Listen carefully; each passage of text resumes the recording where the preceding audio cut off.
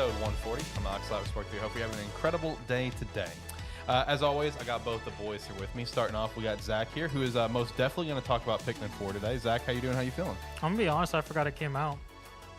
Pikmin fan, everyone. Not really. He just kind of picked his franchise. We needed a Nintendo game since you both had one. I once went Pikmin.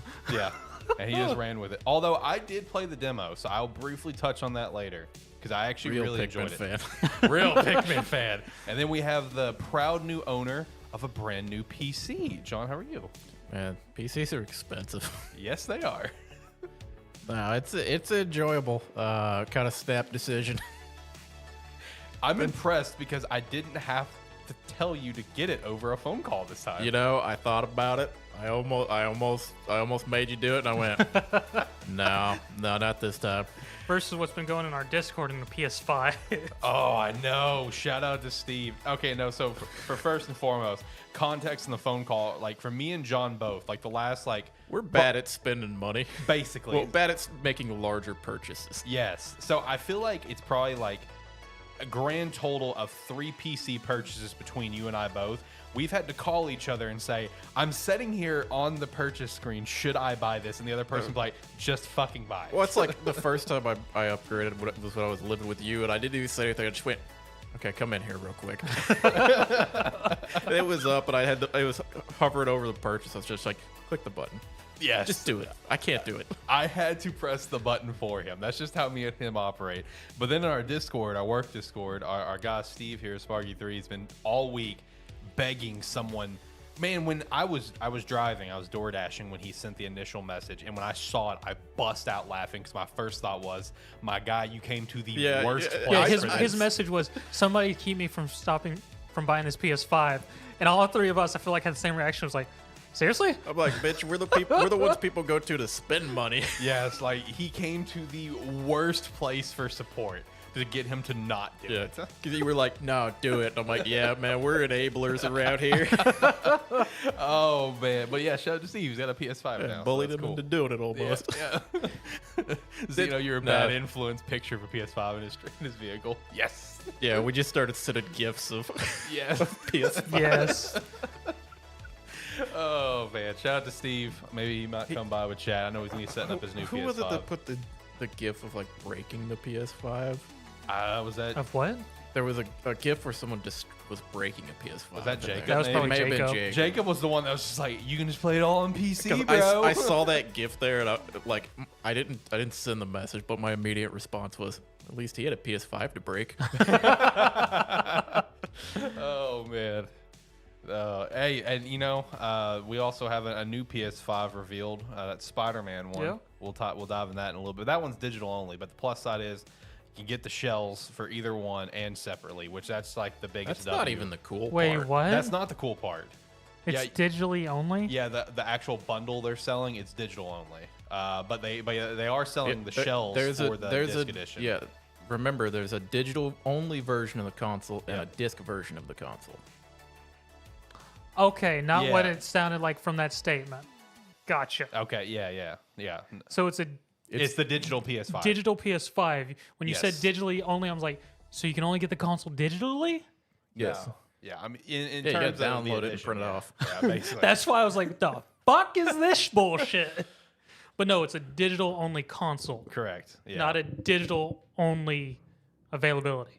Yes. Okay. Yes. Bingo. I thought you were gonna say digital only console again. No. I was like, this motherfucker's about to repeat the sentence. Before we actually jump into stuff, first and foremost, if you guys could check out some Rogue Energy. Use our promo code Sparky3. Get 10% off. Use the referral link. I mean, really just use the referral link. If you got a different promo code, if they're running a promotion, feel free to hit it up.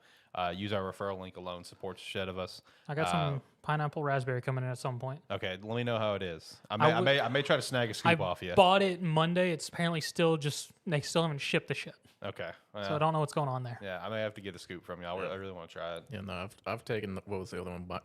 Mango strawberry. Yeah, the strawberry mango. That's become my new work rogue. Dude, I love strawberry mango. It's so good. It's my new tub that I've taken to work. I'm like, this is what I have up here. Yeah, now. I need to buy another Rocket Pop. I thought I had like one drink left of Rocket Pop, And I went to actually go make it for this morning, and I opened it up. There's nothing in there. I'm like, oh, Yeah.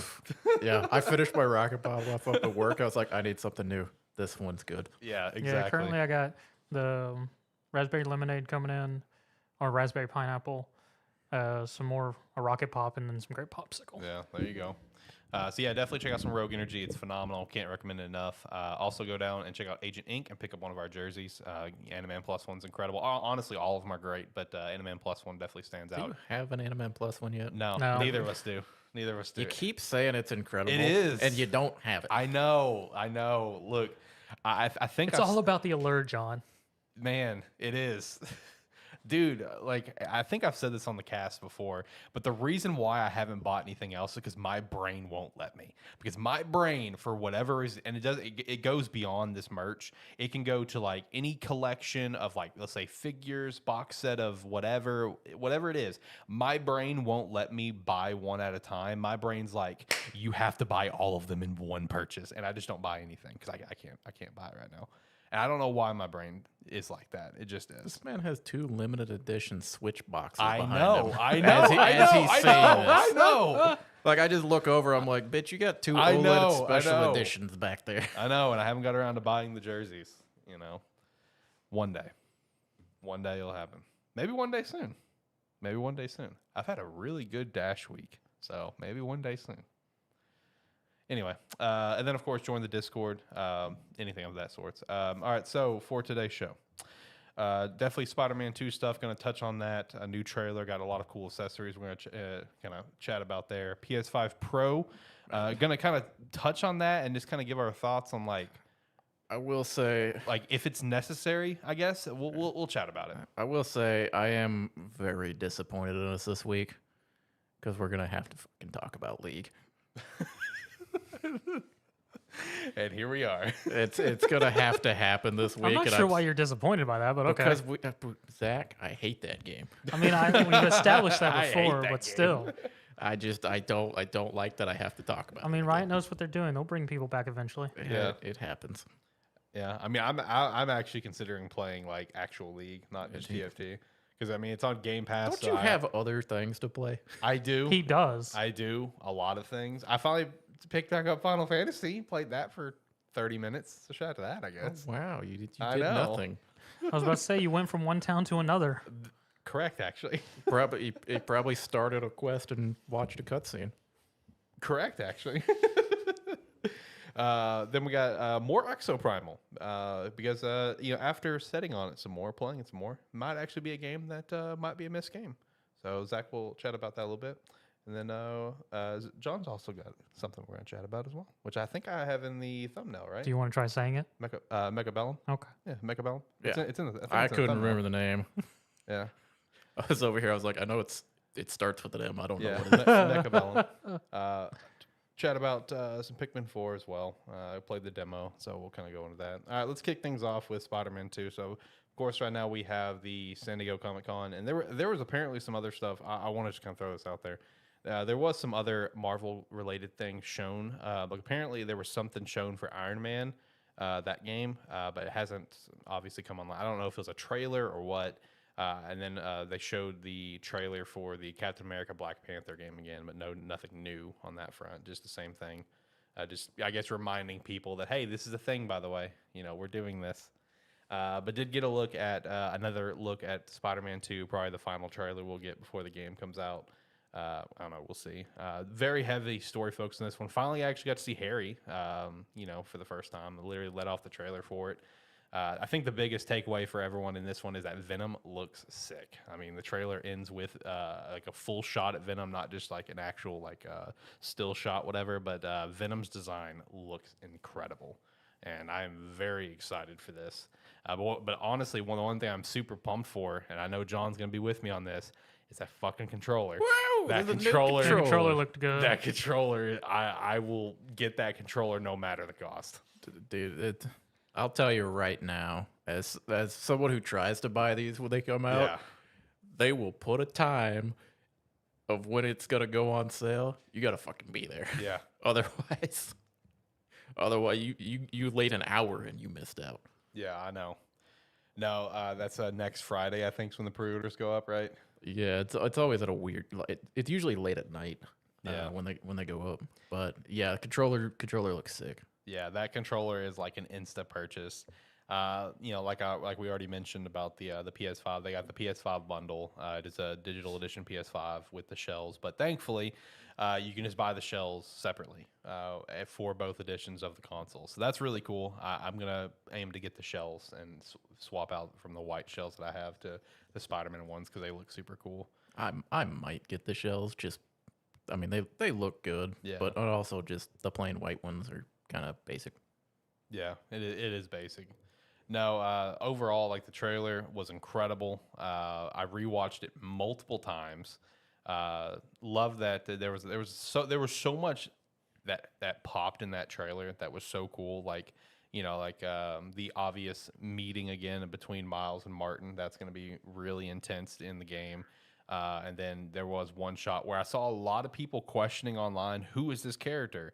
It's just Yuri as Wraith. So Wraith was in the trailer, confirmed. So that's pretty cool. Because I know some people immediately just like, I don't remember Yuri using like chains and scythes, whatever. It's just she uses like bands or whatever. I'm just like, well, this you also have to remember this is a completely original story. Like yeah, it's inspired from the comics, but this is not a comic story. This is their own version. But yeah, so Wraith made it into the trailer. That was cool. And another great look at the Lizard as well. That was pretty sick. And then new character designs for like MJ and Miles. I saw some people making joke about Miles as a new design, where it's just like, oh great, it's like he's got the same hairstyle as every other character out there. Congratulations, no originality. Because and then there's like a big collage of a bunch of other characters who all have the exact same hairstyle. As this new style that he's got. It's a popular haircut. Yeah, Fuck off. Yeah, very popular. Oh, my bad. My bad. But no, overall, trailer was sick. Controller was sick. Looking forward to picking those up. You know what's funny? Probably should have realized that there was a trailer to watch after you posted the controller. But I only cared about the controller. Have you not seen the trailer Nope. yet? Dude, that trailer was incredible. I know it's a thing. I haven't watched it either. Yeah. Well, you're not even planning on playing it. Correct. So that's why it doesn't matter to you. Yeah, but here's the thing. At this point, what do you think I'm more excited for? A new special edition controller or a game that I know I was going to play anyway? Fair point. Fair point. Now, one thing that we're going to just kind of touch on here is PS5 Pro, air quotes, details per Tom Henderson. Now, keep in mind, Tom Henderson is the guy that reported on the Project Q, and everyone's just like, that's stupid. That's not going to happen. And then it obviously happened. Also, shout out to the fact that, I don't know if you guys saw this, but there's Project Q footage and pictures out in the wild. I don't know if you guys have seen it yet. No. I've watched the footage of someone who's got the Project Q turning it on and stuff like that, and just kind of going through some basic stuff in a quick little 1 minute video. Oh, how fun. Yeah, but it's so that's already out in the wild now. But no, he's the one that's got the inside scoop right now on the PS5 Pro. So this one is codename Project Trinity. It's been in development since early 2022. Dev kits are going out this November. Accelerated ray tracing, new 8K performance mode. It'll be 4K 60 constantly, and it's estimated for a November 2024 release. So the one thing I kind of want to chat about with this is for me personally, besides the simple fact, from a business perspective, it's just money. I get it, but I genuinely don't feel like this is necessary. At least that's my stake on it. I think it goes into the fact that we've been in this generation for 3 years now, but it doesn't really feel like it since there was so much it's availability issues, and we're still in cross gen right now. Because keep in mind, guys, Ragnarok came out on the PS4. Resident Evil 4 Remake came out on the PS4. Which that's still fucking wild to me that Ragnarok came out on PS4. Yeah, I know, right? So it's just it doesn't I still don't fully feel like we're in that next generation yet because we're still doing so much cross stuff. But here's also why I'm just questioning why it's what is this necessary? Is when the PS4 Pro happened and when the Xbox One X, is that what it's called? Yeah. When those happened, those made sense. Because 4K TVs and stuff was becoming more available at a more friendly potential I'm trying to think of the word. Well, it was impulsive purchase. It was also 6 years into the cycle. Yeah. So I mean, right now we haven't even really had games pushing the limit of what we can do really on what Yep. we have. Or it's Yeah. like if it's like there's limitations that are there, but the difference between them maxing out a PS5 currently and it using like half of its capabilities, average person's not going to be able to tell the difference. Mhm. As long as the game runs well and looks decent, that it's like most people aren't going to notice the massive or like the minor changes that you get at the very high end. Yeah. But yeah, I don't know. It seems a bit early to be going to a pro. Yeah, and that's my mindset because, like, I don't know what's gonna be the big selling point for it. Like the PS4 Pro, Xbox One X, the selling point was, 4K capabilities. Like, I get that, but like in this case, like, is your selling point going to be 8K when people aren't going out and buying 8K TVs because it's still not in the price range of where someone's willing to run to a store and maybe have an impulse buy? And some people going, there's 8K already? Yeah, exactly. You know what the selling point's going to be? It's going to be more readily available in the base PS5. That's fair. Probably. That's not wrong. It probably is. It's like realistically, it's like they're probably when they were looking into making a more readily available one, they were probably just like, fuck it, why don't we just make the Pro already? And it's like, okay, it's been 3 years. How much more technology can you fit into there to really like take advantage of it? Yeah, sounds like it. Tech problems. Do. All right, I think we're good now. But no, you're 100% right because it's just like, what are you going to do in that 3-year gap? Because it's even the same point where it's like, granted, Microsoft could always be full of shit, but Microsoft's already said numerous times that they're not planning on a next gen refresh because it's like we still have like so much more power that we can draw out of this thing right now. Yeah, and they might do because they're just spending their money on acquiring people, so they're probably not even worried about that right now. That's true. Yeah, and I mean also.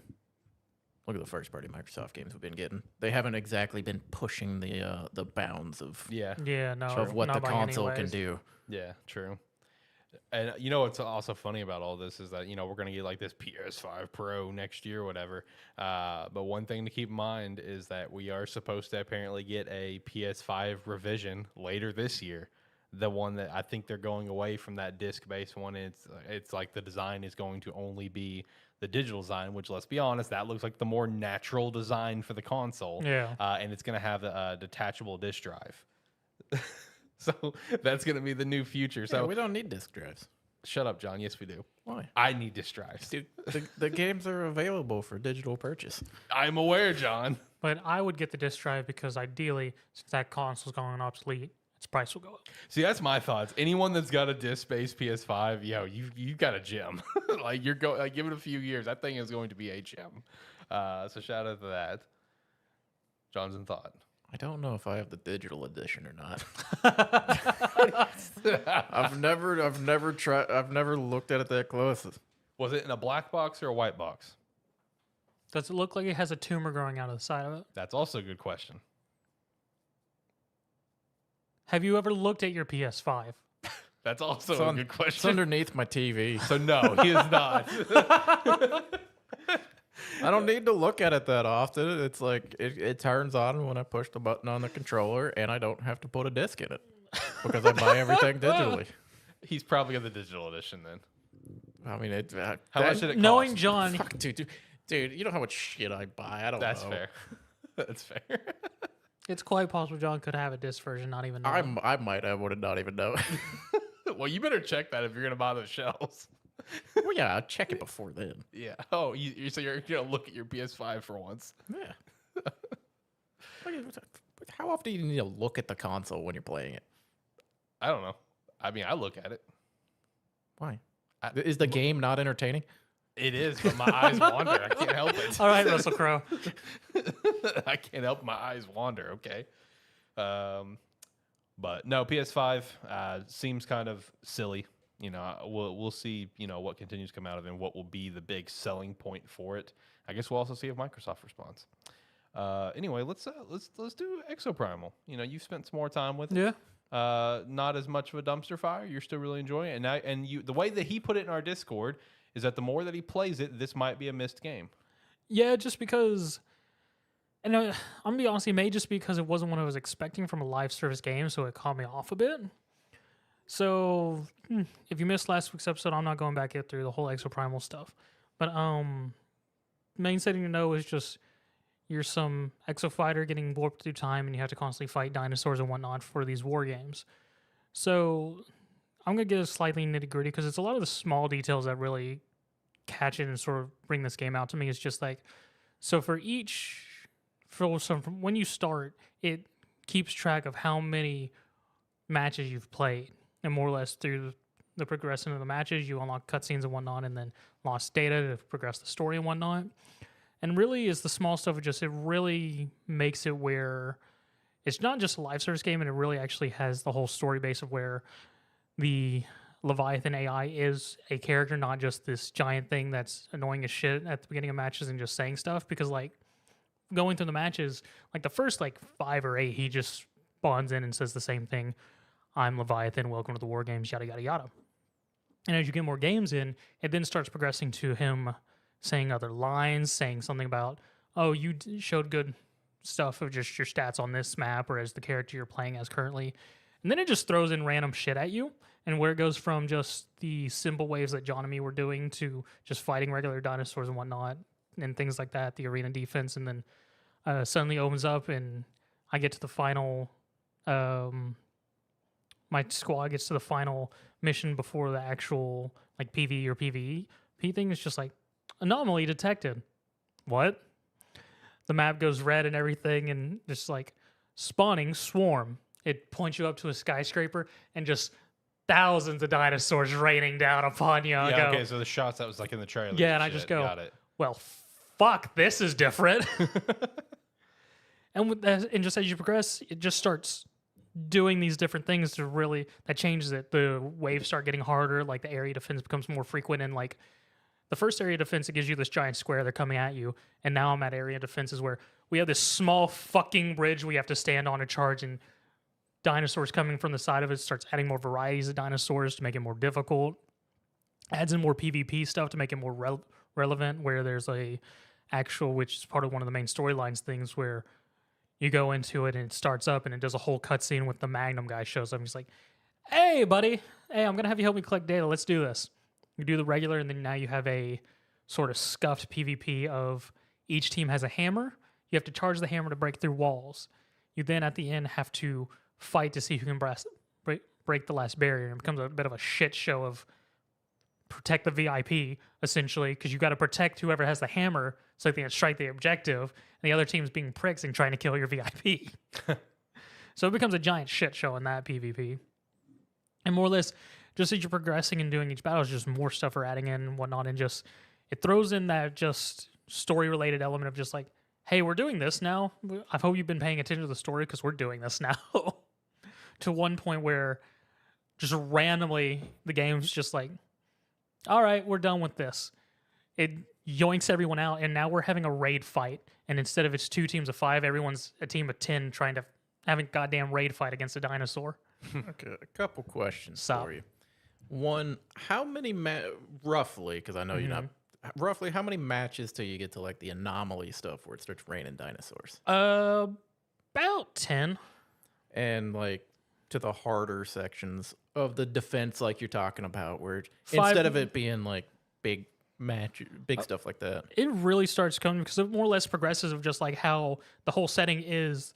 Leviathan is doing these war games to get exo suit data, and as you like from the 10 where it starts seeing like the more anomalies, like within like 3 to 4 matches, it starts adding in like the other large dinosaurs, the neosaurs, things like that, and more or less and he's readily saying like, oh, you're more experienced, we're upgrading, yada yada yada. So like it's very much with recording those games of just like, you have played games, you're now on the more experienced end, and Leviathan's taking that data and is like, let's up the difficulty. yeah. See, because my whole problem that I had with the game is it was like the level of difficulty in the early matches was so minuscule that it wasn't fun. Yeah. At least for me. And it's like, it's one of those things where, yeah, I mean, it's like getting to those harder challenges and stuff would be fun, but I don't know. And I feel that. It's like the thing is, if I could jumpstart to that, Yeah. I would have a lot more fun because all it is you're just putting the time in. Yeah. It's just a put the time in factor to get to that point. And I feel you. I still stand by my statement of last week. It's game's still not for everyone. Because if you don't like that type of gameplay, I could very much see not wanting to bother with it. But at the same time, it's just my big thing is just the little details and whatnot of how they've structured the game. Oh yeah, no, that makes sense. I see Yes. why you like that. My problem with the base, like the entry level of the game, Yeah. like the stuff they showed in the trailer is not the entry level of the game. Correct. That's the you've put in the 10 to 20 matches or so, and Yeah. now you get to have the fun part of it, or you get to see all the cool stuff of the game. Yeah. Which was my main problem is because it's like that stuff I would probably like to play that when it's got the anomalies or the raid fights or like the more interesting challenges to it. Then you actually have a challenge. Yeah. But the early one is like, okay, well, I guess I'm gonna spend 15 minutes putting the time in on this and just kind of doing whatever because I don't know, it didn't like it was mostly down to the challenge of it where it was like I'm not even trying to really focus on doing anything and I'm outscoring everyone here. And I got that because I felt the same way initially, but I just put more time. But I mean, that may change a bit because they did also release their roadmap this past week. And like next Friday, they will actually be releasing a new game mode called the Savage Gauntlet, which is going to be more of that sort of end tier stuff of anomaly stuff and whatnot of just surviving a gauntlet, the two teams fighting it out, trying to see who can survive longer. So, I mean, it's sort of a time wave thing from what it sounds like. Yeah, more of get in there, see how long you last. Yeah. Which I mean, for a game like that, looks to be. I mean, honestly, that's the fun part of the game. Yeah. In which, along with that roadmap, Season 2 is going to involve their Street Fighter collab when we're going to see the Ryu suit. Mm-hmm. And then they've also announced Season 3 is going to be Monster Hunter related and collab. And besides that, they're also going to be releasing in, I think it was the second week of August, 10 variants of each of the suits, which were going to be more or less different play styles for each suit. So overall, I've still been enjoying it and just, as I said, I feel like it's going to be a missed game because, as John's saying, is to get to the stuff that I said, you have to put in that time. Yeah. And if you don't like that initial stuff, like people sometimes do, you're going to sort of miss this sort of nice thing of a live service game. And again, I think other live services have done something like this, but I feel like it's just sort of caught me off because it was not what I was expecting from this. Right. And it's sort of just a nice touch to it. Yeah. Like there's a fun game in there. Yeah. It's just you got to get to the fun game. See, the big problem with it is a lot of these games where it's like where it is kind of like live service. You got to put the time in to get to the really fun stuff. A lot of these they show you that stuff early. It's like you may be in your first, second, third match or something like that, and it's like okay, or even like in a kind of like a ARPG or something like that. Just something other games along these lines. They show you the cool stuff early. Yeah. So that's like, here's the taste of it. Keep going and you get more of this. Whereas Exoprimal seems like, okay, now that it's like, 10 matches, not the longest. Yeah. It's like, it's relatively early, but in a game like that, I would like to see the stat of, or like a rough stat of like how many people stop before the 10 match or like before that point because they're like not feeling it, when it's like that would have been the changing point where they go, if there's more of that, I'll keep going. Well, to be fair, as an Xbox, as of pretty much a week since the game's release, that point where it has the whole raid fight and whatnot is sort of like a marker for the storyline, and it gets an achievement. And at the time, it still had not hit the 10% of players have seen this thing. Oh no. Okay. So yeah, I would assume that there's probably a large number of people who did what I did. Yes. Where you Yeah, load just in, drop it you play a quick. couple matches and you go, not really for me. Whereas if you load it in and within the first 5 matches, they had like, oh, look at all that happening up there. Yeah. It's like, Yeah. that's what I was looking for. Yeah. the people that could actually, get through it, get through the little first part. Yeah, because all the trailers and everything for it were Was like, very heavily focused on dinosaurs raining from the yes. sky. It would show you like hundreds of dinosaurs on the screen, or like giant dinos. Which like, it does have one moment of that very early, and I think in like very early where it has a bunch of dinosaurs spawn on a bridge and come at you, but it can be very easily missed because if you have a good defender, they can just fucking block them on the bridge and murder the shit out of them. Yeah, that was the thing in like the matches I was like the couple that I did. It was like dinosaur spawned, a dinosaur died instantly. Yeah. So it's like unless someone wasn't paying attention, you just didn't see it happen. Right. Well, for everyone that that even could be a slight bit curious, it's on Game Pass. Just try it. So just kind of like whenever I asked you if there was any redeeming qualities about Redfall, you said it's like on Game Pass. You don't have to pay for it. Yep. Yeah. So give it a shot. So John, what's this game you've been playing? What's Mechabellum? Oh, Mechabellum. Okay. What's going on here? This is a game a buddy of mine What is recommended to me. You guys might actually like the sound of this. Okay. But it has major flaws. Okay. Okay. Mechabellum is it's an auto battler Okay. that has 1v1 and 2v2. Okay. And there's tournament modes in there. I haven't really messed with them. But it's an auto battler where you start a match and you basically get four random kind of options for your starting units and kind of your perk. So like some will be like a supply specialist where you get 50 bonus like credits, which is the money to unlock and everything. You get like 50 bonus per round. Or another one is like you start with a level 3 marksman or something like that. Just various things like that. Like giant units don't cost anything to research, or aerial units don't cost anything to research. It's basically just a perk you get for selecting them, and then it gives you your starting units. And then it's a battlefield. You're basically creating a giant mech army. So you can place your units, or as soon as you unlock your units, you place them on the battlefield, kind of wherever you want to. And you can only move them on the round that you buy them before the round starts. And once they're placed there and the round starts, that's where they live for the rest of the fight, or for the rest of the match. You don't get to remove them or anything unless you get like a special perk for it. Mm-hmm. And then every round you can research, which is basically just unlocking another unit that you can be able to use. And you can purchase and place 2 units per round. So like every round you can place two new like units for your army. And then in between round, I don't remember. Yeah, it's every round as well. After the first one, you get like essentially like augments from like TFT or something, where it's like you could get a missile strike, or later in the game you could get a nuke, or you can just take some money.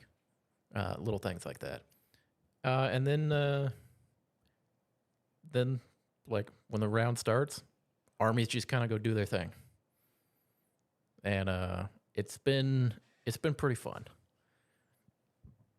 The 2v2 mode, Zach, you might like this. Okay. In the 2v2 mode, it's double up rules. Oh, cool. So if you beat your opponent, your army goes to fight with your if ally. Like if you win your fight and your partner loses their fight, the round's not over until one side's completely dead. That's funny. Oh, okay. And then each side has like 2 towers as well, which if you destroy one of the towers, then you weaken their units and you do more damage to them. They do less damage to you for a few seconds during that. And after the first round, you can there's like places on the battlefield map where you can flank your enemy. So you could like place a unit behind them to try to catch them off guard and rush their tower down and stuff like that. So there's some decent strategy to it. It is one of those where it's very fun early on playing, kind of as you're getting a handle of the game. Yeah. And playing it, it's fun. But the units are not, they're not super balanced, or they're not like really that balanced at all. Some units are just way better than others, and for like, and it's like some units are really good. There's like some early cheesy tactics you can do to kind of just like win early, or like win early rounds and kind of get an advantage. And, Just be scummy. yeah. So it's like there's a lot of cheesy shit you can do, and then there's a lot. It's like there's several units that are just way better than others, but even with that, it's still been fun because the matches don't take that long. Because for every surviving member of your army that's left, every unit, you do a certain amount of health to them. So like basic units do like 50 health if a single member of the unit survives. Giant units do 400, and that's the largest. And how and much smallest. health do you start with? So I've only played the 2v2 mode, and it combines your health. So the thing you pick at the beginning, which has like your perk associated with it, they have varying amounts of health. So it's from like 2,000 to like 3,000 Okay. would be your range there. All right. So it's one of those where it's kind of like double up in TFT, where if you're crushing the guy you're facing off against, but your partner's having trouble, then hopefully you can beat the one who's beating up on them. Because, but it is fun when you have like when you get into it and like nobody's like going super cheesy tactics or anything, and everybody's just building giant units and having these massive armies just colliding into each other. It's so much fun. But there's a, not to get too nitty gritty, there's a lot of little systems with it. Like each unit has like 4 perks that you could assign to them, whether it be increased range, increased damage, movement speed, summoning other units, things like that. That kind of like the later in the game, you try to upgrade those and things. Yeah. And then there's a whole system where like as you level up, you unlock like tech points, because every different unit also has additional points or like technologies that you can unlock that you have to swap out because they can only have like 4 at a time. Okay. So like you can swap out if there's a unit where you're like, I'm never gonna use that on them, or level it, I'll never buy that on them. You can unlock and swap that out for something else. But yeah, it's just a fun little auto battler. It seems like it has an interesting take because you explained a little to me last night. It more or less sounds like an RTS auto battler. It's like it's like RTS armies fighting each other without having to gather resources. You don't have the 30 minutes of gathering resources and everything before you send your army after each other. How much is it? It's like $15. Yeah, $15. That's not bad. Yeah, it's like $15. I think like about the longest match we've had was like 20 minutes, and that was like a nail biter, like swapping rounds every time, down to like, I think one round we survived the final round with like 50 HP and then beat them the next round or something. And I think that went like 10 rounds or something like that, and that's by far the longest game we've played. Sometimes the battle be over in 4 rounds. It's just the way it'll go sometimes. Right. Ends quick. Yeah, I get that. But yeah, it's a lot of fun. And if you like kind of like strategy auto battler type games, it's pretty fun. Like I said though, It sounds like it'll just be a good time killer kind of game. yeah, it's not too stressful. It has an MMR like system in it, but it's kind of meaningless because you can climb up real quick, or you can or you can fall down. You don't gain or lose a whole lot. They have like tournaments and stuff, so some people go really hard on it. And the good news is if you face one of those people, it'll be a quick match. I mean, that's being positive, I guess. That's one way to look at it. But yeah, queue times have been pretty quick. You can set up private rooms and stuff as well. And like I said, there's a 2v2 mode, so it's like, I don't know. I'm a sucker for some of these games that have like 2v2 modes. Like ever since Double Up, me and Zach playing that in TFT. Yeah. When you have a game that has like those mechanics in it, it's just fun. Right. I've been really enjoying TFT. The set's sort of meh. The set is meh, but I'm just enjoying just the general game itself. I'm See- already very excited for whatever the next set's going to be. Because out of every set I've randomly jumped into, this is my least favorite. I mean, my favorite thing about that I've done with this set, because I did play a little since last week, is the whole portal choosing thing at the beginning. If I see fucking Stillwater Hold, I pick it every time because it doesn't allow any augments that game. Yeah. I just make it classic TFT. Yeah. That's fair. Every time that's been one in the pool force, I don't think it's ever been. Because nobody it's wants to ever play won. without Yeah. augments. No, like usually there's there's usually at least one person who wants to be that guy. You know what I mean? But I'm that person every time. It's never landed for him. I've gotten it twice. Nice. Everyone hated you, I bet. Oh, I bet they did. Yeah. The other half of the lobby's like, you motherfucker. Yeah. Everyone's on like one that's like really good, whatever. And then Zach's just over there on that one. Just like, hey, fuck you.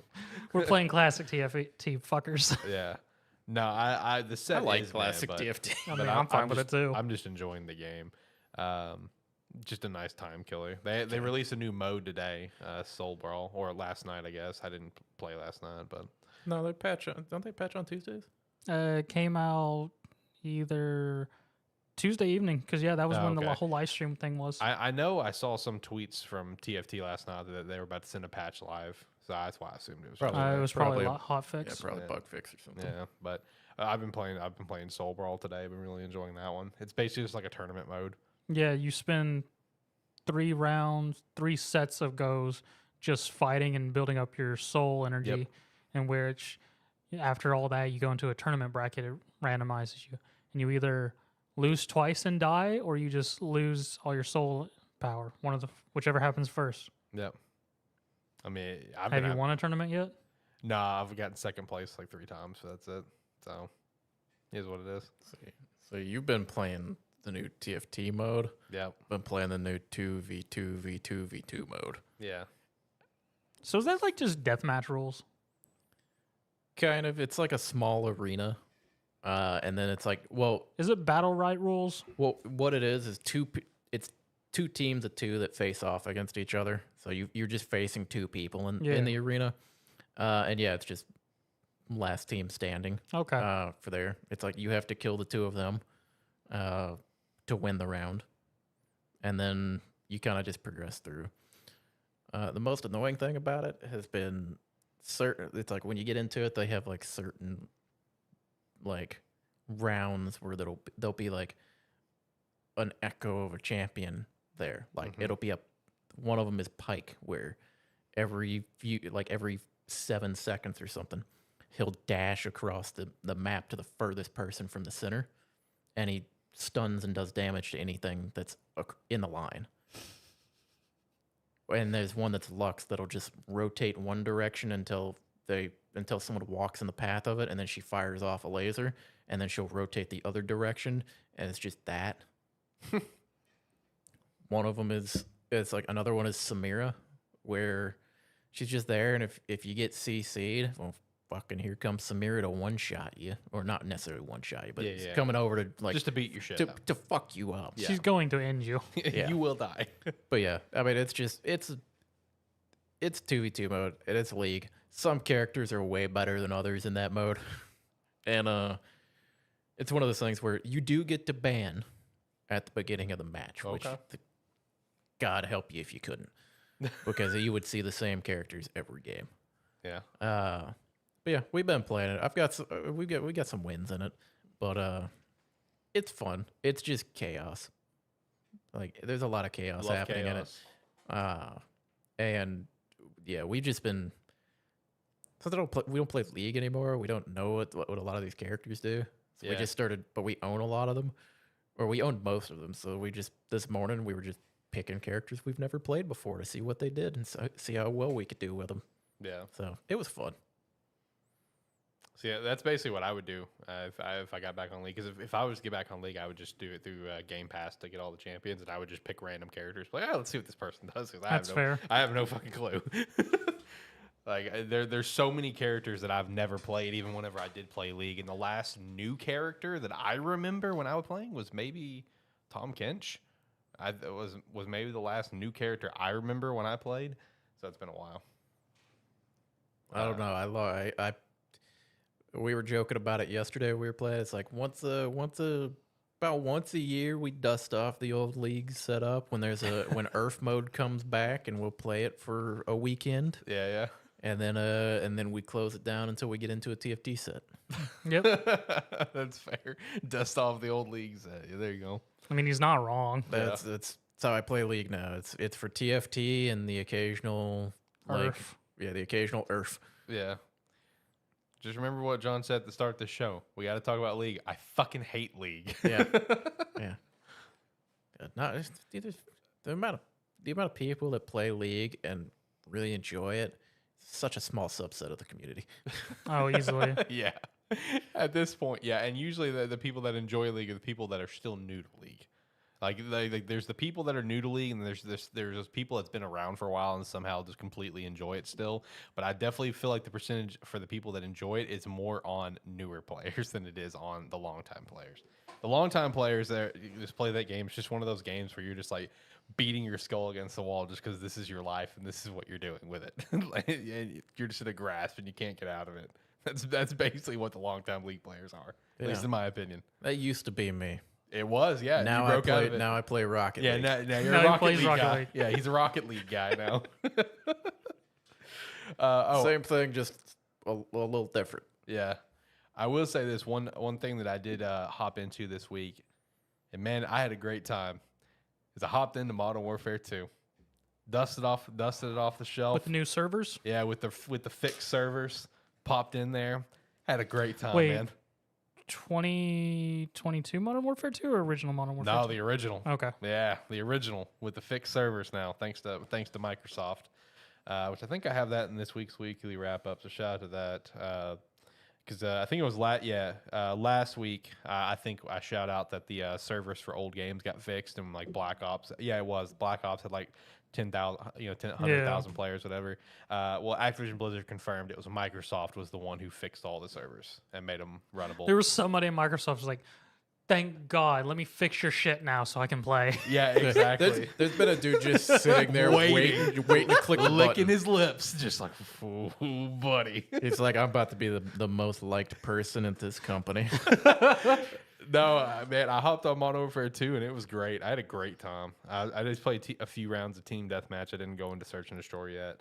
But no, I had a great time, dude. It's just, like, it was so funny, though. First round, the first game that I've played of Modern Warfare 2 in probably like 8 years. Hop in there, my UMP 45, had a great time, had a great game. I'm like, man, it's just like riding a bike. Going to game 2, got my shit wrecked. I'm like, never mind, it's not like riding a bike. I got my shit wrecked the second game. Going back to Modern Warfare 2, like classic time, and he's pulling out the UMP. Yep. Come on, and man. then I pulled out the TAR 21 after Come that. on, man. This means nothing to me. Have a little class. What's the class, John? F2000. TAR 21. Hey, that was my first prestige gun. I used that one for my first prestige. Then I moved on from it. TAR 21 was mine through my original run there, and then it went to UMP, and I've used ACR and just the FAMAS. The FAMAS was one as well that I used a lot of, but yeah, no, I mean I had fun. It was fun to hop on there, just for old time's sake, and I'll probably end up hopping back on again since I got it installed. Kind of want to get on Modern Warfare 3 now, install that one and play that one for a little bit too. Because that was like my heyday for COD. Like I wasn't a big Black Ops guy. I hopped on with the boys to play some miscellaneous game mode. I don't remember what it was. And then of course zombies. Never played really Black Ops 2 or anything like everyone else. I was just a Modern Warfare 2, Modern Warfare 3 guy. So it was fun. No, it was Modern Warfare 2 until what was it, Black Ops 4? Yeah, and you got real hard. That's when that's when I came back. Yeah. I went real hard into that. See, the funny thing is with you just like randomly became a COD guy for a little bit. Like you were playing COD like all the time. Well, I got Black Ops 4 to play Blackout, but I didn't know anybody that played Blackout, so I just got really into the COD until I found out a buddy of mine had Blackout, and then that's all we played. Yeah.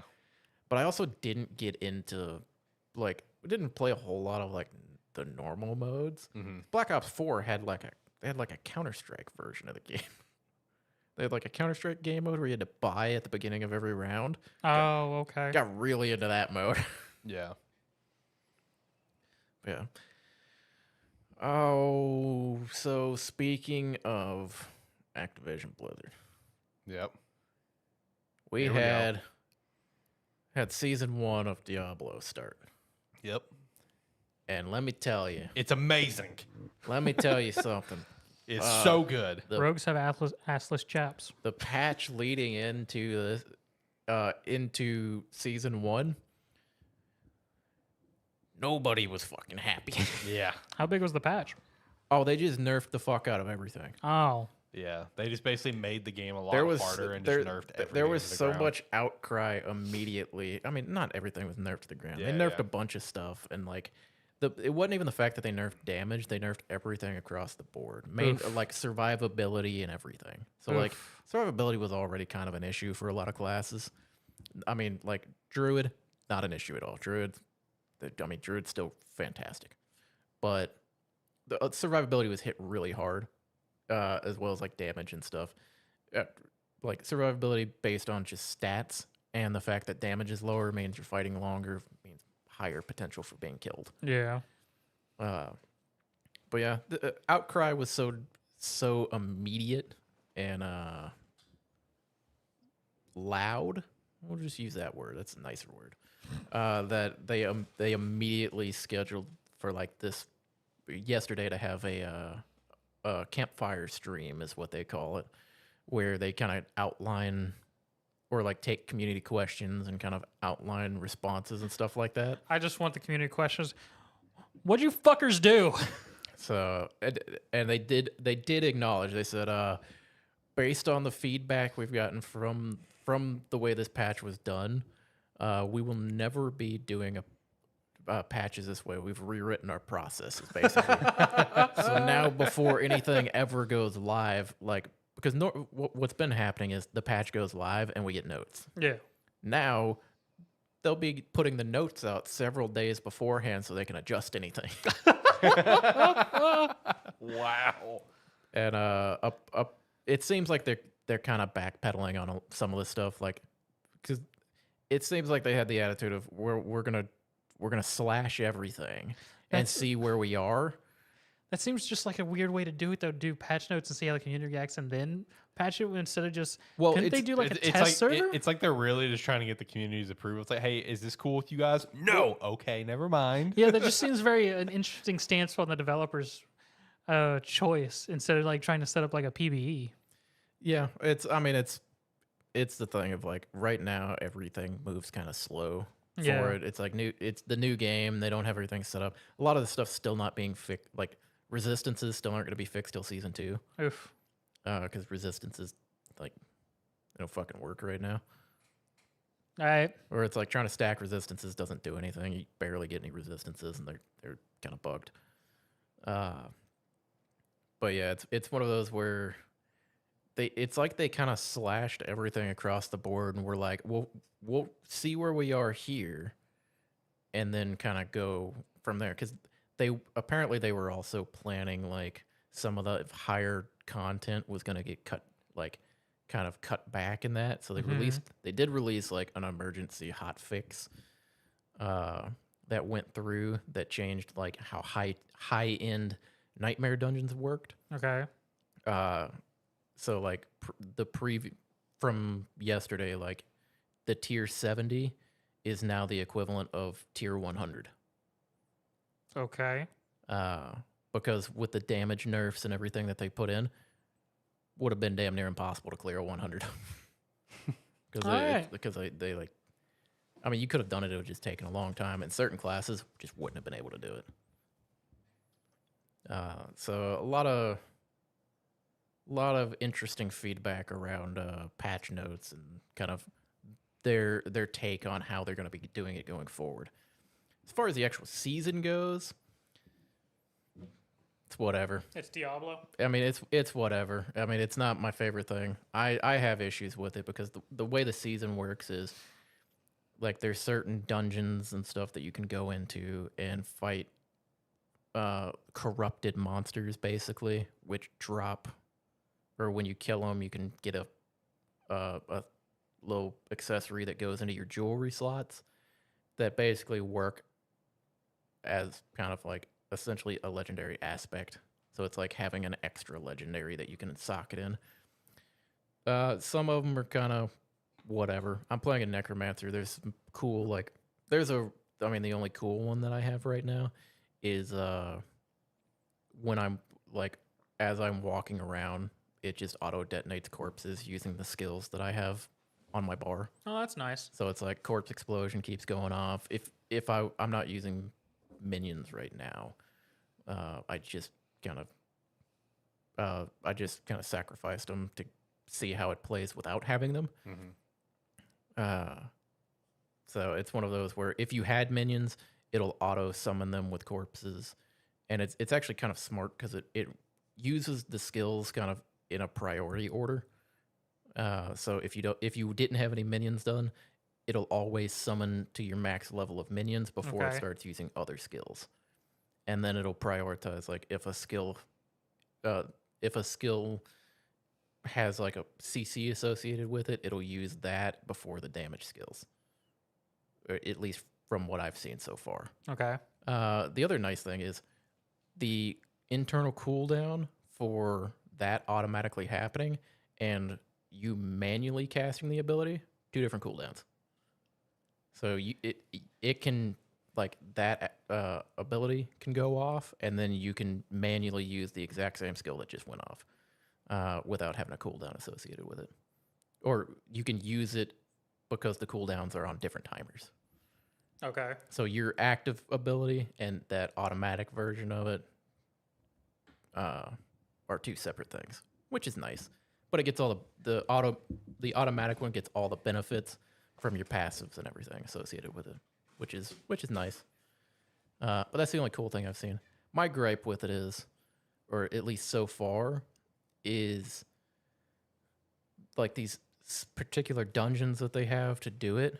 You clear the dungeon, and at the end of it, you have to have a consumable item to like activate the thing at the end of it to get like some of the higher tier stuff.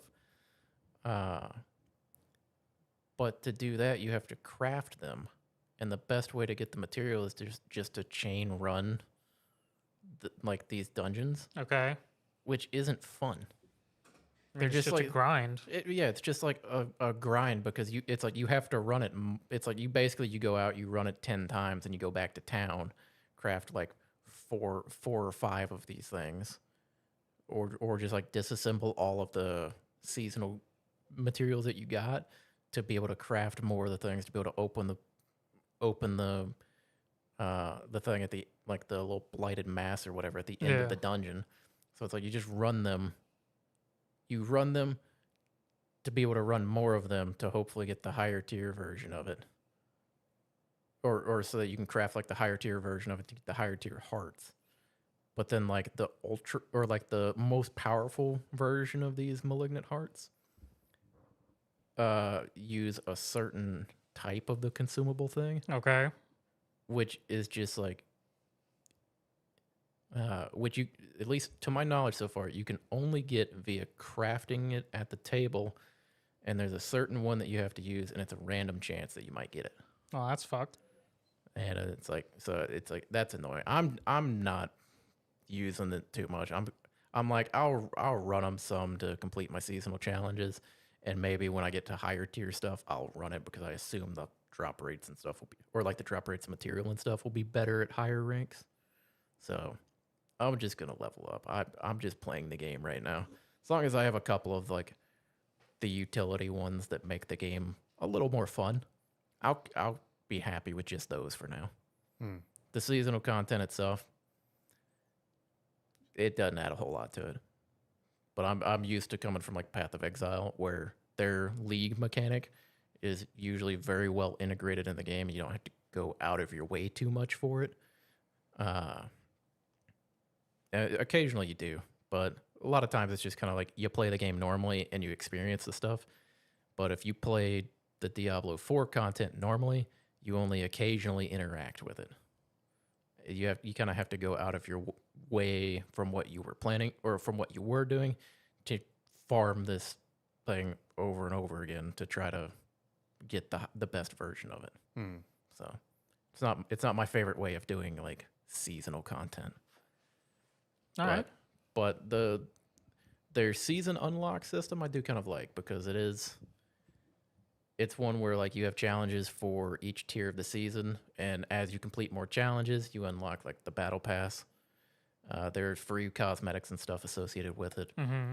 And to go from like season's journey part 1 to part 2, there's 13 challenges. You only have to complete 10 of them to be able to go to the next one. Oh, that's nice. If you complete all of them, then you get additional like points towards the battle pass. But you don't have to do everything to unlock the next tier of the season rewards. And a lot of the new, or every new aspect that they added, I think every new aspect is like the first tier of the season reward. Okay. You gain access to them. So it's like immediately when you complete the first portion of it, which, I mean, really you can do by level 10 or something, like 10 or 15, you immediately have like some of the new aspects that you have access to and can try to play with. So at least that part's nice. Yeah. And then like every tier that you go up, you get they give you like a cache of materials, and then every tier has more aspects and stuff to make playing builds, like at least the basic version of builds, readily available. So I kind of like how they've done that, because that's one thing I was wondering how they were gonna differentiate it. So the way the season unlocks happen, good. Actual season mechanics, Not great. No. Hopefully they'll figure it out. Yeah. I mean, it's one of those. It's completely new from how they did like D3 stuff. So Right.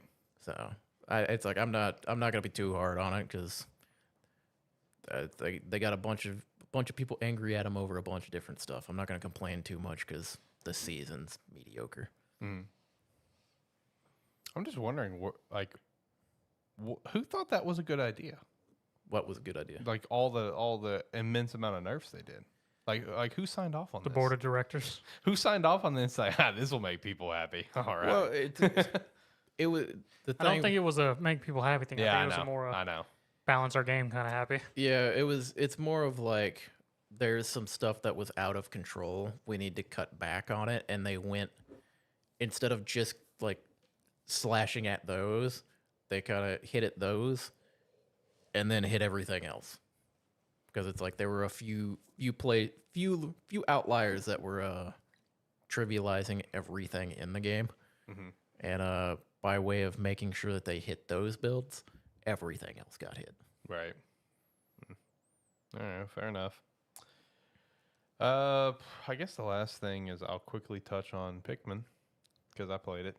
I actually want to buy it now. You know, I have not played a Pikmin game since the first one, way back in the day on the GameCube, and I was a kid, so I really didn't know what I was doing, and I really didn't play that much, and I never played Pikmin ever again, honestly. But yeah, I randomly tried the demo, just because, like, it's getting, like, really, really well reviewed. I mean, it was setting like an 88 on Metacritic and shit. Woo. It's getting like 4 out of 5, 5 out of 5, shit like that. Miyamoto was the lead director for it. Woo! Like, god dang. So yeah, I played the demo. I mean, it's a Pikmin game, but I don't know. I just really enjoyed how chill it was. You know what I mean? How chill it was, as well as just like at the same time, like, okay, I got to do this. I got to do this. I got to do this. I like the constant objectives, as well as the ticking clock of like, oh, you know, we need to do everything, you know, before nightfall, whatever. Oh, they brought the timer back? Yeah, timer. I'm assuming. Not a Pikmin guy here. Cool. So if it came back, I'm gonna take your word for it. But yeah, just because the timer ticking down of trying to get everything that you can done in whatever sector you go to for the day, just to gather up materials and, you know, increase your Pikmin army.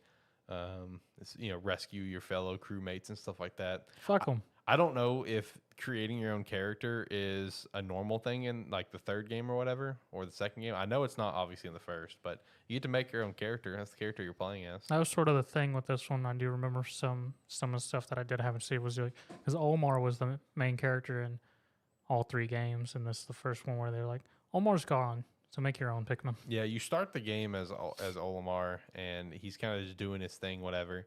And then he, like, essentially gets fucked up. You know, it's crash landing. You do your thing around, whatever. Then shit just kind of goes south, and he calls for backup, and that's when you're coming in. And they even, like, during all like the fancy like cutscenes, like describing what happened. It's just like it's very rare for a ship to crash. It's very rare for two ship to crash. That's just bad luck. And you see your ship crash too. So it's like, oh, great. Here we go. Another ship crash. But no, I mean, I've actually, as someone who's like never been into Pikmin and never really played Pikmin, I actually really enjoyed my time. And I don't know how long the demo is. I know everything that you do in the demo does carry over to the main game. So if you want to try it, just download the demo for free and all your progress can get saved. I don't know how long the demo is because I got to day 3 and it didn't end yet. So I have no idea when it will exactly end.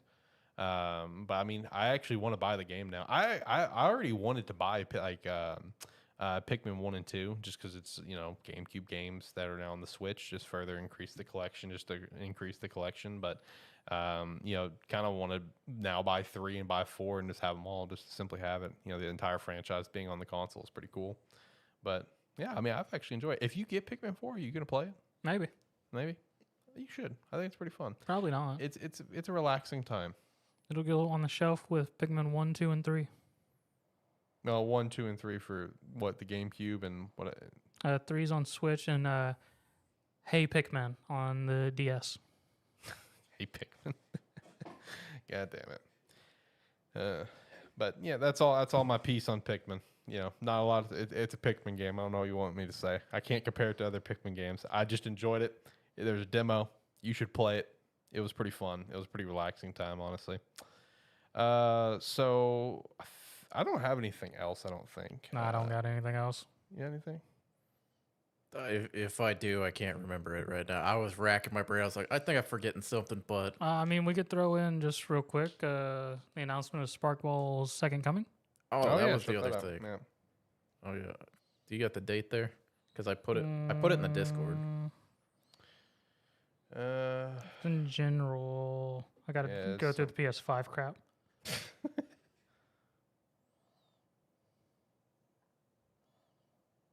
It's gonna come back for its second round of early access on August 4th through the 7th weekend. Yeah. And they said they're optimistic that a lot of the bugs that we encountered, hopefully a lot of them will be fixed. But we are unsure of at this point of how many of the bugs will be back, but should still be enjoyable. Yes. But yeah, so looking forward to that. Hopefully I'll be able to play this time.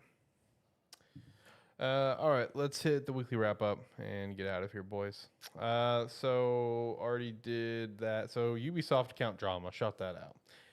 So this recently popped up from people who have like their Ubisoft account, whatever, and just haven't been on it in a while. They started posting the email for it online that if you have not been active on your Ubisoft account in some time, they will flat out delete your account and including any games that you purchased. Fuck. Yep. And it further confirmed that with the official Ubisoft support Twitter account replying to this, saying that there's a simple workaround of this, of logging to your account within a 30-day period after you get that email. It's just like, so that basically confirms that, that's actually a thing. So if you have a Ubisoft account and you bought some games on it and you haven't been on it in a while. Is that only if you bought games from their client? Yes.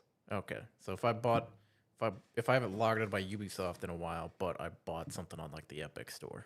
Yeah, that should be fine. Okay. But that would be even worse. Yeah, that'd be really That fucked. would be even worse.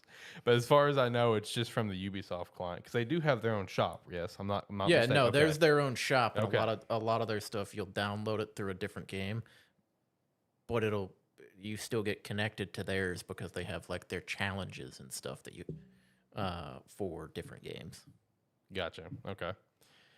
Yeah, so that's just one of those situations of where, once again, the everyone talking about on Twitter and everything, where it's just like that all digital future is upon us, and this is the shit that people are worried about.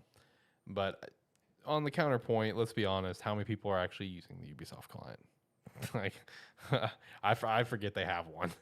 But I mean, that is pretty shitty though. That if you just haven't been on your account in a while, they will just flat out delete it. I haven't gotten an email. I know I haven't been on mine. God knows how long. I don't think I've ever bought anything through the client. Yeah, I don't think. I've never bought anything directly through the client.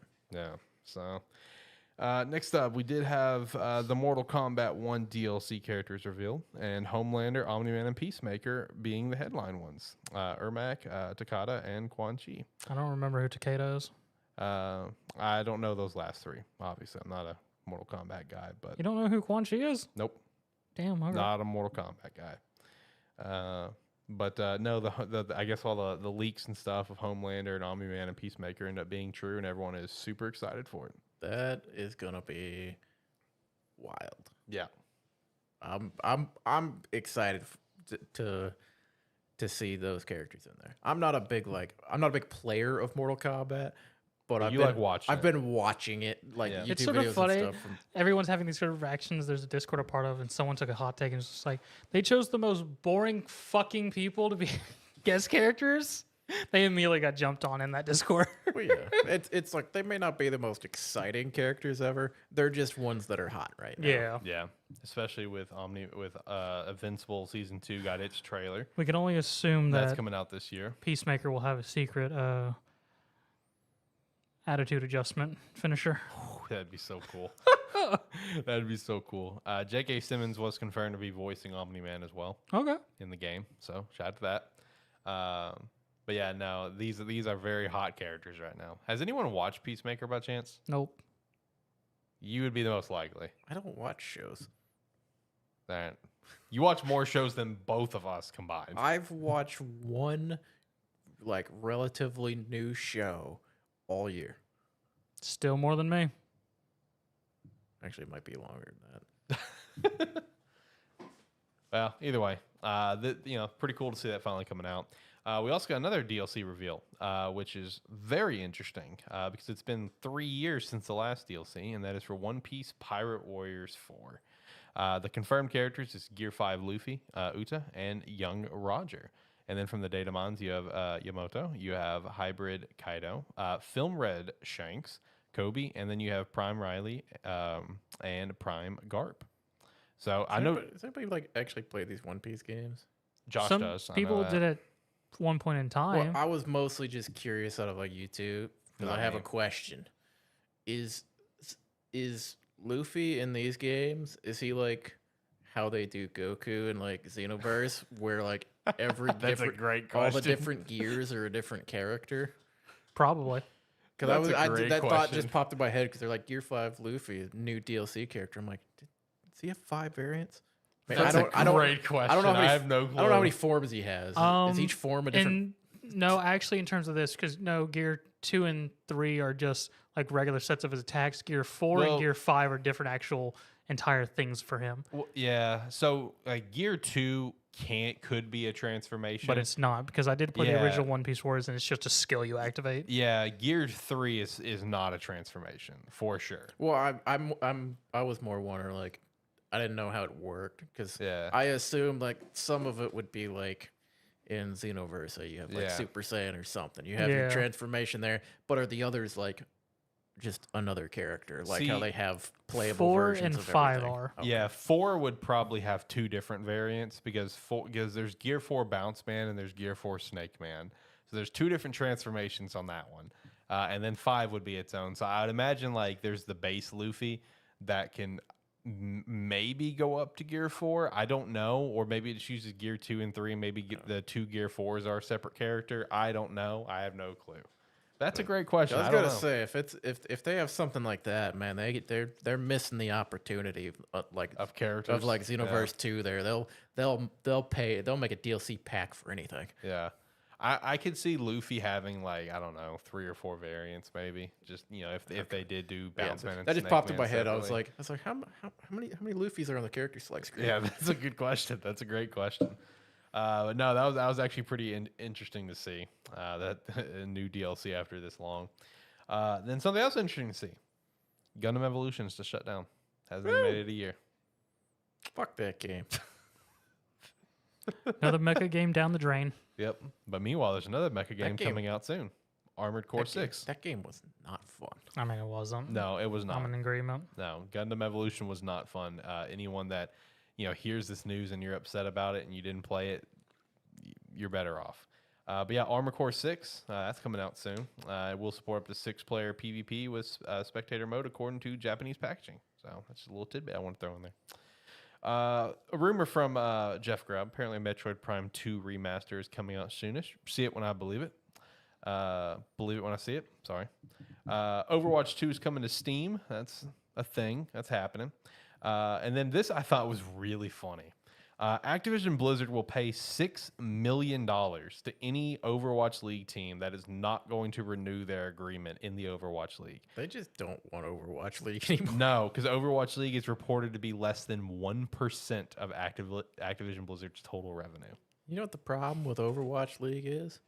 It's fucking impossible to follow anything that's happening. I mean, I can follow it to an extent. Just because I know the game of Overwatch, but I do agree with you that it's kind of tough. It is one of the I would almost say Overwatch as like a spectator esport, or as an esport for a spectator, one of the hardest things to watch because it is just so confusing what's happening. How long until Overwatch League is dead? I give it less than a year. I would if they're paying out money for people to not renew their agreement. When's the contract renewal thing done? Yeah, that's what I'm wondering. That's what I'm wondering because I'm gonna $6 million. I'm gonna call pay it. to, I'm gonna to say a it's team. done there. Yeah, I'm gonna be say, yeah, they probably went, Microsoft, we finally got the Microsoft money. Let's end this shit now. yeah, exactly. Like, oh Like my god, we're fucking bleeding over here. Get this shit out of here. Microsoft's not gonna pay for everything. Speaking of Microsoft and Sony have reached their 10-year Call of Duty agreement. And there's the round circle of Microsoft's 10-year deals to everybody. Yep. Well, but here's the kicker. Yeah, the fun part is the previous deal that they declined was for more than just Call of Duty. It was for Yes. more Blizzard, like Yeah. Activision Blizzard properties. Yep. And now it's just COD. Yep. Yep. Yeah, that's all it is now. That's Microsoft just giving you a The little bit middle of a middle finger Yeah. on the way out. They're like, yeah, fuck you. Yeah, basically. I mean, I saw that and I just like I think I quote tweeted it where it's just like the gif of the dude from the Office, the main guy. Which one? Steve Carell, where he's just like doing this and he's just like, I'll kill you. And I was just like, this is Jim Ryan begrudgingly signing this contract across the table from Phil Spencer. But no, the agreement's only for COD though. That's funny as shit to me, because now I feel like it's gonna be a point where you really are gonna see some of these titles only come out to Microsoft and Xbox consoles, and now I'm gonna really question. Microsoft consoles and then PC. Yeah, exactly, and I'm really gonna question, like, even though this is obviously a separate company, but there's no agreement in place. Now I'm wondering, after all this shit show that Microsoft went through with Sony, are they even going to entertain the thought of putting, like, let's say the next Elder Scrolls on PlayStation, or they just really want to give them the middle finger? You know what I mean? Like, do they really just like, you know what? Remember this time? Yeah, fuck you. You remember those emails where you said that we would have been better off announcing an electric car than announcing this deal, and that Sony and PlayStation should be fine? Yeah, fuck you. Enjoy not having Elder Scrolls. I'm just curious if, like, this is going to be the future now because of everything that's happened with Sony and Jim Ryan just being a complete prick. It's funny as shit. Xbox Live has officially been rebranded into Xbox Game Pass Core. It's been a long time coming, in my opinion. Rest in peace to Xbox Nobody Live. gives a shit about Xbox Live. Yeah, Xbox Live Gold. It's just Game Pass. Yeah. Yeah. I mean, It's about time. yeah, I mean, you could see it was about time whenever they would do the games with gold every month, and it was just like the most random fucking games known to man. It's like, that's a game. It's like, here are your free games for the month with games with gold. It's like the last time they had a good game on there was like legit, I think, a year and a half ago, and it was just Conquer Live and Reloaded. Like, that's a good one. But, like, other than that, it's just, like, the most random fucking titles possible. But, yeah, I mean, the Xbox Game Pass Core, it's the same price as the Gold. It lets you do the online play, of course. They've changed the games with gold concept and now made it where you have access to I didn't see the games. I don't know what games they are. I don't know if you can pick, but it gives access to like 25 games from Game Pass. I think is what it said. I don't remember. So it's kind of like that PlayStation Plus collection almost in a way. So that's pretty cool. Better than what Games with Gold was. There's also going to be apparently a Borderlands collection coming out because it was rated in South Africa. So shout out to that. We also got the date for the Borderlands movie next year, August 2024. Yep. So guess I'll go see it. We'll see. There's also a rumor that Assassin's Creed Red will be the last of the Assassin's Creed open world RPG formula. Thank God to that, but I'm also disappointed that Red's going to be the one to end it because Red was one that I was actually really excited for and was hoping it was going to be more of the more traditional format because that's the one that's going to be based in Japan. But apparently it's going to be from per the rumors an open world format game. So at least this will be the last one though. At least for a couple years, and then everybody will be crying back for the open world format because it was so much more fun. I don't know. We'll see. Yeah. John's favorite game, High on Life, has trophies appeared online, so that's indicating that it's going to come to PlayStation soon. I about told you before we started. I was like, "Why the fuck are we talking about this?" Because it's your favorite game. You love this game. You're the one who actually played it. I did, and I enjoyed it. And enjoyed it. I played this game for like an hour and was pissed off the entire time. I thought it was a fine game. And the last bit of news is Fort Solis has now gone gold. That's coming out, I believe, next month. So that's actually pretty cool. That's the game that's starring Troy Baker and Roger Clark, the space horror game, whatever. So that's a game that I'm actually looking forward to playing. So it's cool to see it's gone gold. And that's it. That's all I've got for the weekly wrap up this week. Boys, you got anything? AI generated voices is really pissing off voice actors. Man, fuck the AI generated voices. Yeah. I mean, I'm in agreement with you, but I'm constantly seeing it pop up a lot more recently within the last month. Oh yeah, because I mean, it all sparked the storm because of I don't remember her name, but Futaba's voice actress. And recently, this past week was I forget her name at the moment, but the voice actress of Evie Fry from Assassin's Creed Syndicate. I've noticed on TikTok a common one I'm seeing a lot of is Plankton from SpongeBob. Yeah, they're having Plankton just sing songs. Okay. Yeah. So that's the one I've seen a lot of recently. See, the one article that really popped off where a lot of voice actors were against were people doing Skyrim stuff with people's AI voice generated and doing like 18 plus mods with it. Mm-hmm. Which, well, I was like, damn, that's fucked up, people. Yep, I agree. What about you? You got anything? Okay. All right, I'm going to hit the music. We're going to get out of here then. Like, comment, subscribe, rate, whatever your platform allows. Hopefully I can switch the camera. Yeah, if we missed anything, comment. And check out every the games we talked about, especially Pikmin 4. I got to push it. Do everything he said and more. And if you made it to the end of the episode with us, thank you very much.